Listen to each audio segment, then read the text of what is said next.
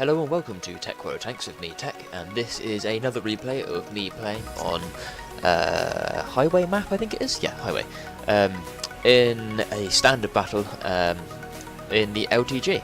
I think this tank is pretty damn solid for a light tank. It's one of those Russian lights that's kind of more of a hybrid light, which kind of takes a medium/light role, I guess you could say.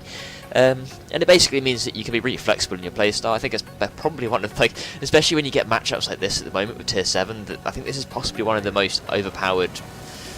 Actually, no, it's not the most overpowered light tank, but I'd say it's probably one of my favourite light tanks you can get in the tech tree. I mean, I don't really like, say, the light tanks like the AMX 1357, like you can see on the enemy team. I think it's a really bad light tank. I digress. So you can see I've stopped here. Now, the reason I've done this is because I'm looking at the minimap, and I'm kind of watching this huge, massive tanks just start heading towards the town. And I'm kind of looking at the team comp and just wondering, like, why? Like, we don't have a stupid amount of artillery, anything like that. But you can see I think about going out that side. Now, because I'm on a 3-mark quest here, I really don't want to go out that flank and just die stupidly doing, like, 200, 300 damage, maybe spotting a couple of tanks for the SU-100, getting a couple of 300, 400 spotting damage. That's not going to do me much.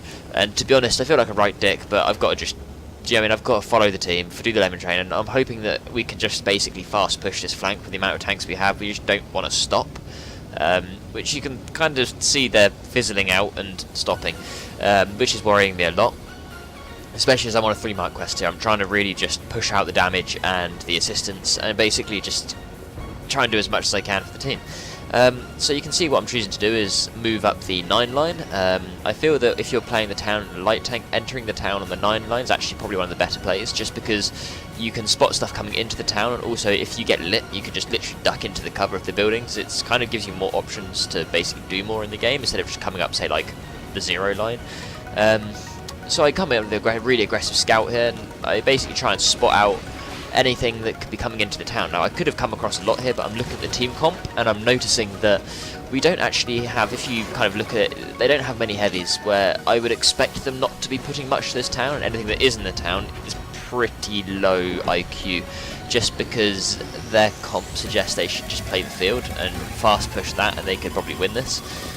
Well, they would have won this, but judging by how we put our team. Now, I have to basically put my balls pants on here and just go. Now, I make an interesting decision here. I decide to leave the M6 because I can see the T150's got him, and I really want to take out this AMX 1357 just because I've seen he was unloading, and I don't know if he's fully unloaded, but I decided to go in for the ram kill there. Admittedly, yeah, it took off a bit of my health by ramming him, but the thing is with those French autoloaders, especially that one in particular, you really don't want to hang about with killing them, because if they manage to get like 1 or 2 shots into you, the trades just become stupid and you've done like nothing. I would rather just take the ram damage instead of like 2 or 3 shots from the autoloader. So I'd highly advise it. Now, I asked this I think it's the VK301P to come back and give us a hand in the base to see if we can start basically resetting stuff. He does come back, but I don't really know what happened to him. I was hoping he would come back to help, but I don't think he actually makes it there. You can see this other VK302M is basically trying to kill our T-37, and I try and save him by putting a couple of shells on the auto aim there, which doesn't go too well, even though it's a Russian gun. I try to put this shot, and it looks like it may have gone into the side, depending, and then suddenly the cap's triggered, so we're basically going to go and deal with that. Now, I take a really aggressive, the problem is because this isn't an encounter battle or anything like that, it's quite imperative we get this cap secured, because you can tell there's more than 1 tank there. If they put 2 on the cap, it will lower it down to 30 seconds, 3 on the cap will lower it down to like 25 seconds, and we don't have anyone in the vicinity to be able to do anything about that, and I can see we've got the tank destroyer back there that could potentially help me, and at this point I'm going to just slow this engagement down. I did not mean to rewind it, but I'm going to slow this engagement down because this is quite an interesting engagement, and I will probably get flamed for you're using an aimbot. I can tell you now, this isn't an aimbot, this is just how I like to play, using the standard auto aim feature, and this is how I feel you can outplay multiple opponents in, especially a light tank with fast mobility. This is how you reset a cap circle. I'm just going to put that out there now.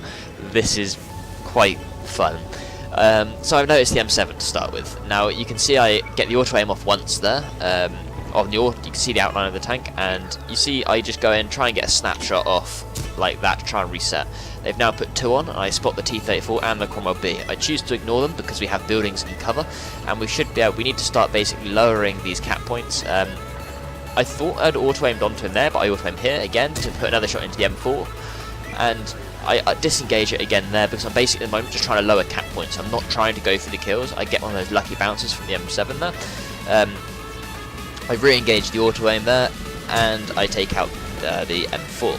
Now I switch to the M7 because he's a one-shot, and I need to get him out of the cap circle to reduce, well, to stop anybody from capping. Even though it's like not really that much of a threat, he's still got 38 cap points, and I don't want him to have any.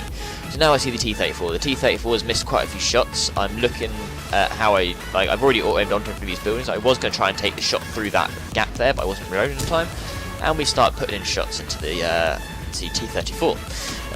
The artillery hits him now, and I notice the Cromwell and I notice the STRV behind me. Now this is now really bad for me, and I know he's stunned, so the chances of him actually hitting me now are quite slim. I'm hoping that someone else can finish him off here. And I engage onto the Cromwell B, who is now full health and now is my immediate threat because he could potentially fight me. Did you even see that shot? That went straight through his tank. So I basically disengage your aim again there, and I'll re-engage it any second. And you can see what I'm trying to do is I'm only firing when I know that the shots are going to connect. I try and drive parallel to him at some points when I think he's going to fire, and he manages to hit my engine here. Now this is where I thought I was going to die, if I'm honest. I thought this was it. I thought this was over for me trying to reset the cap circle like a prat and being far too ballsy.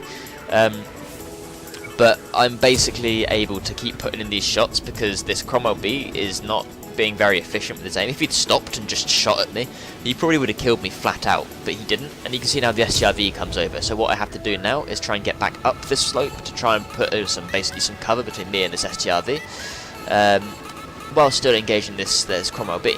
So as you can see, I start coming up, and you can see the Cromwell B is about to crest this ridge line, and yeah, he should be able to. I don't know how he missed that shot, to be honest. If he just stopped and aimed it, he would have killed me, but you know, Cromwell B things. He seems to have a thing with not aiming his shots. But anyway, I digress. That was quite fun. So I'll put the read back to normal speed now because that was the main fun bit over, where I'll probably get accused for being an auto-aiming noob or something like that. Like, no, it's just generally how I have to play that engagement. So you can see I've got a dead engine at the moment. I need to basically make sure that I can put some time on that and make sure that I've got 30 seconds till I can repair it, so I'm really cautious about getting lit, and luckily I do, and I really don't want the death from above, because you know how artillery wants to focus the camping tanks, as we said, and never mind that there's been a waffle, a toaster tank and a VK sat in the same spot like the entire game. The artillery still goes for the light tank because he's got 4 kills and he thinks he's going to carry the game. You know, artillery things. So anyway, I digress. We come back up onto this ridgeline, the STRV, and I managed to get the repair of the engine. Now I'm just thinking, the game is mine. I know that a lot of the tanks, I know the T67 was on low health, the AT-15A hasn't been spotted for a while, so I'm kind of cautious about that, as to where he'll be. My guess is probably in the centre of the town. We see the VK coming out, so what I'm choosing here is that I'm looking at the tanks that have got the most hit points, and even though, like, I see the Panzer basically putting a good shot, and I'm trying to basically take down this guy because he's basically my biggest threat, to not win this game. The T67, of course, could be a good play, could be his little, putting his carry pants on with his padding, but he's not, to be honest. Now, this is a really nice little kill. I was so happy I hit this. Like, I don't even know. There's another ghost shell that, in my opinion, should have hit and killed, but apparently not. Wargaming says no. And so I put in the blind fire just to basically make sure, you know, Unicum hack pack, whatever. I don't use any mods, just to put that out there. And I'm looking again for now tanks. So you can see this T-34 staring at me. So I thought he was staring at me, but you just saw him fire there. So I decided not to engage him. I could have engaged him, I guess, but I wasn't really thinking. Now this is really bad awareness by me. Like, this Dickomax could potentially kill me right now. And I spot him here, so I basically try and get behind this wreck of the OHO here, or the OI experimental, to basically put more of distance between me and him. Generally, this is going to be quite a simple engagement for me. The Dickomax, I can tell he's basically, if this VK's got any brains, he should push out towards the Dickomax because he can actually kill him. instead of turning around trying to engage like 4 tanks. But he doesn't seem to want to. Then he pulls for it. So basically what I'm going to do here is standard bush mechanics, move up to the bush. I've got a pretty decent crew, so I'm relatively sure that he can't spot me here. I put in a shot there and don't even know it, just tracked him. And I think he tried to blind fire the bush there, hence it missed. Or hit the T-3485M, who he probably thinks is shooting him now. I take a hit there. I'm willing to like hang about though, because I want to kill this,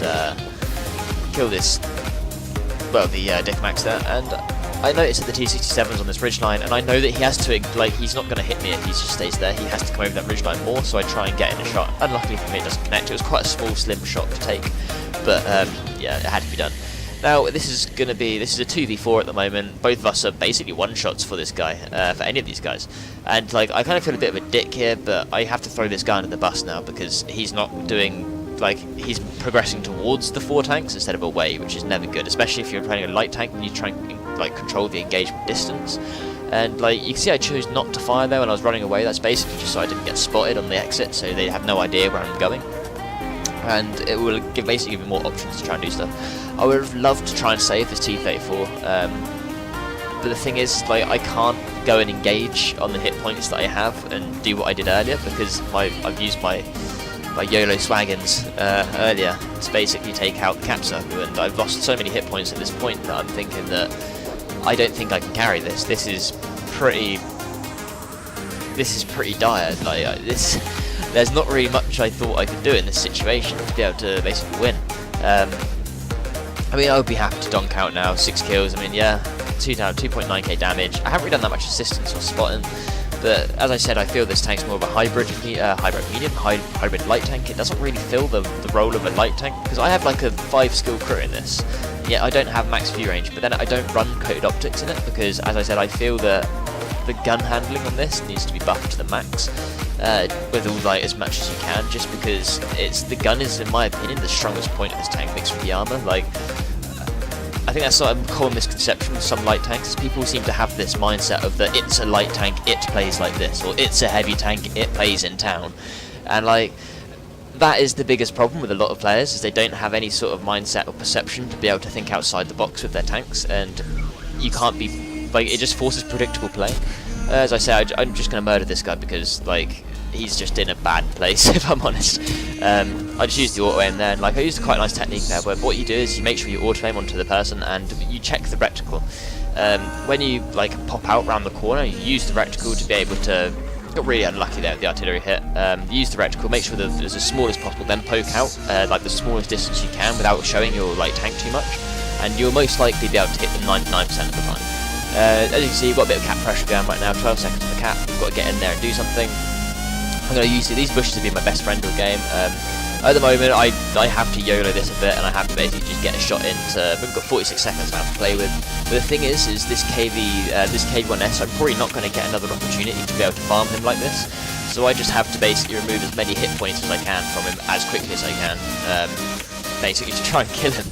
And I get really lucky with all of these shots. And yes, I'm spamming the APCR here. I'm not choosing to. I've run out of ammo basically at this point. I have 6 shells left to be able to do this. It's feasibly done. Depending on how many shells I have to use to kill this guy. 1. Because he decided to try and YOLO. I don't know why he didn't kill me. He could have killed me so easily there, but he didn't. Now, this is what really confuses me. The AT-15A just left the cap circle. I mean, why would you leave the cap circle when you've just seen a guy absolutely murder your heavy tank that's basically your lifeblood? Like, the mind baffles sometimes. Like, he could have capped out just there and won the game, but he literally just threw that by leaving the cap circle. Like, I can't complain, I guess. So what I'm going to do again is the basic sort of control the engagement here, and, like, check the distance between all of both of us, and basically make sure that he's not going to spot me in the engagement. Going to make the distance to control the length of the engagement is what I'm trying to say. And I can do that just by using these, like, fallen trees and all that sort of stuff. I get a bit trolled here by the base of that water tower that's basically, you know, it's like non-destructible cover. It's the only thing in that cap that's non-destructible, so he's doing well to hide behind that, but his tank's just too big.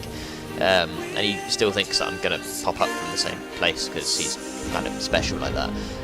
But you know, I've just put that shot in and taken out the game. And as I said, I've got quite a damn good crew in this, so I'm pretty sure that he wouldn't spot me. I mean, even if he did, at that point, he wouldn't be able to basically turn his tank without reversing quick enough. I mean, he could have pulled forwards, but obviously I think the right play there would pull forwards, but either way he's going to give me a track shot, so it was pretty swift engagement there. I'm now actually, this is probably my biggest worry in the game right now, is that we lose the game because this guy tries to draw. So I'm trying to cut the middle of the map to try and basically, I'm still presuming he's going to be in like K1 or that sort of area, but I spot him straight away, which is really lucky for me, and he's sort of herba-derping along that way. And as I say, I've got a damn good crew in this tank, and like, this feels so dirty. I mean, I know it's artillery, I shouldn't feel bad for him, but like, he didn't spot me there. So many of these tanks didn't spot me in these engagements that I feel that it's like, the only reason I have such a good crew in this tank is because I just played through the line and I just kept the tanks that I really liked, and it basically led me to having like a 6-skill crew in this tank, which, I mean, look at that. He didn't spot me there, and like, that was a clear line of sight from the back of the tank in probably about 200 meters, and he didn't spot me at all. Yeah, like, there wasn't even bush cover or anything like that, and he still, yeah. So anyway, this is basically a standard engagement, which can't where he's not expecting it to put a shot in, and it wins the game. That is a pools medal for you. And yeah, if you enjoyed this replay, 3.3k damage, pools medal, all that sort of lovely stuff, I hope you would enjoy the replay. If you can give the channel a like, follow, sub, whatever you feel, it'd be great. It really helps the channel out, and I'll catch you on the battlefield, and I'll see you next time. Take it easy.